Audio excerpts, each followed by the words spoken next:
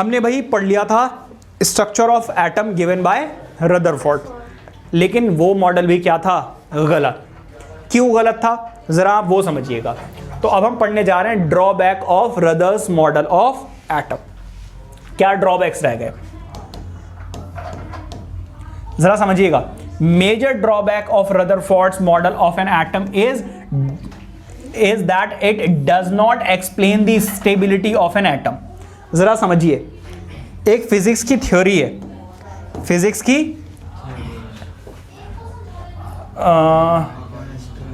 Radiation theory, according to radiation theory वो क्या कह रहे हैं, और ये चीज प्रैक्टिकली प्रूव्ड है। फिजिक्स की एक थ्योरी है and that is radiation theory.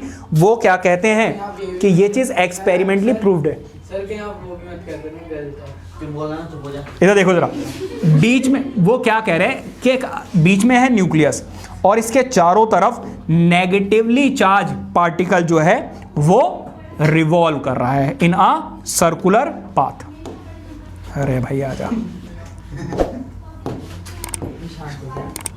इधर देखो जरा। हाँ जी, वो ये कह रहे हैं कि अगर ये थ्योरी क्या कहती है कि कोई भी चार्ज्ड पार्टिकल, एक चार्ज पार्टिकल अगर रिवॉल्व करता है, ध्यान दो इधर, तो वो क्या करता है, रेडिएशन छोड़ता है।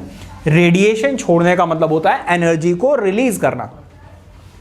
अगर एनर्जी रिलीज कर देगा और प्रोटॉन रिलीज नहीं करेगा क्योंकि ये रिवॉल्व नहीं कर रहा है, तो आपको ये नहीं लगता ये इसको अपनी तरफ खींच लेगा। जैसे टंग वॉर होती है, टग वॉर होती है, क्या होती है, टग ऑफ वॉर, भाई ऐसे रस्सी को खींचते हैं। अगर एक की एनर्जी कम हो जाए तो वो दूसरी तरफ खिंच जाता है, नहीं खिंच जाता है। हाँ जी भाई, तो इसका मतलब ये है कि अगर इलेक्ट्रॉन रेडिएशन छोड़ रहा है तो इसके अंदर एनर्जी कम हो जाएगी, और जब एनर्जी कम हो जाएगी तो ये न्यूक्लियस के पास भागना शुरू कर देगा और धीरे धीरे धीरे धीरे जाके किस में गिर जाएगा, न्यूक्लियस में गिर जाना चाहिए। किसके according, according to radiation theory. और ये चीज प्रैक्टिकली प्रूव्ड भी है। तो ऐसा ही होना चाहिए था, लेकिन ऐसा होता नहीं है। शांत हो जाओ एकदम। इसका मतलब ऐसा होता नहीं है, और अगर ऐसा नहीं होता है, एटम क्या रहता है, स्टेबल। स्टेबल मतलब बीच में होता है न्यूक्लियस और इलेक्ट्रॉन चारों तरफ रिवॉल्व करता ही रहता है। इसका मतलब यह है कि जो रदरफोर्ड से जब यह क्वेश्चन पूछा गया कि भाई आप मुझे एक बात बताइए कि जो रेडिएशन थ्योरी है जो कि प्रैक्टिकली प्रूव्ड है, वो ये कहती है कि अगर चार्ज पार्टिकल किसी के अराउंड रिवॉल्व करेगा तो वो रेडिएशन छोड़ेगा, और अगर रेडिएशन छोड़ेगा तो इसकी एनर्जी कम हो जाएगी, और अगर इसकी एनर्जी कम हो जाएगी तो ये सेंटर की तरफ मूव करते रहना चाहिए। एनर्जी कम होते होते होते होते जब बिल्कुल एनर्जी खत्म हो जाएगी तो किस में गिर जाएगा, जाके न्यूक्लियस में जाके गिर जाना चाहिए। लेकिन ऐसा तो हो नहीं रहा। अब ये चक्कर पड़ गया भाई, अब इसका आंसर क्या दूं।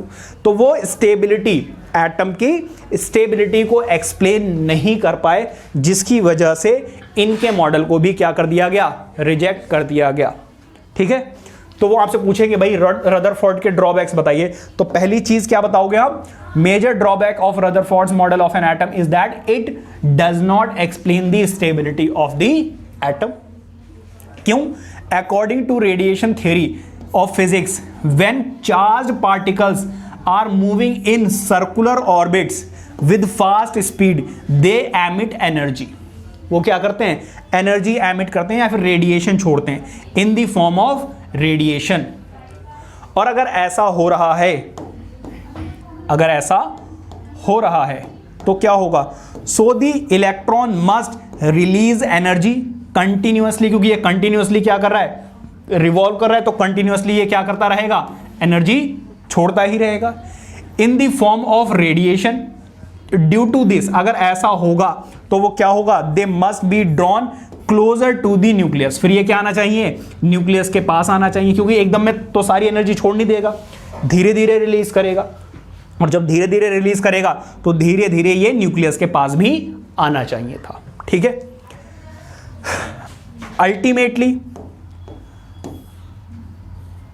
Ultimately they fall into the nucleus, और अल्टीमेटली क्या होना चाहिए था, इलेक्ट्रॉन्स जाके न्यूक्लियस के अंदर गिर जाने चाहिए थे, जो कि नहीं होता है। ठीक है, और ना होने की वजह, however this does not happen at all, लेकिन एटम के अंदर ऐसा होता नहीं है। और जब नहीं होता है तो फिर क्या होता है, वही होता है जो मंजूर केमिस्ट्री को होता है। जरा देखिएगा,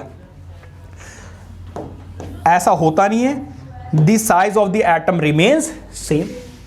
तो जब उनसे ये पूछा गया स्टेबिलिटी के बारे में और रेडिएशन थ्योरी के बारे में बताया गया तो इनके पास आंसर नहीं था। So Rutherford could not explain the stability of the atom. Clear हो गई बात या नहीं?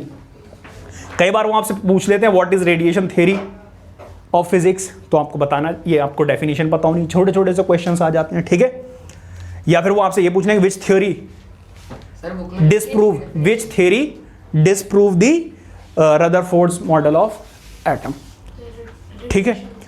तो रेडिएशन थ्योरी, तो ऐसे छोटे मोटे क्वेश्चन यहीं से बन जाते हैं। ये चीजें आपको तभी पता चलेंगे जब आपको एमसीक्यूज करोगे। तो मैंने आपको ऑलमोस्ट 50-60 एमसीक्यूज भेजे हैं, बहुत इंपॉर्टेंट, जाके चेक करना।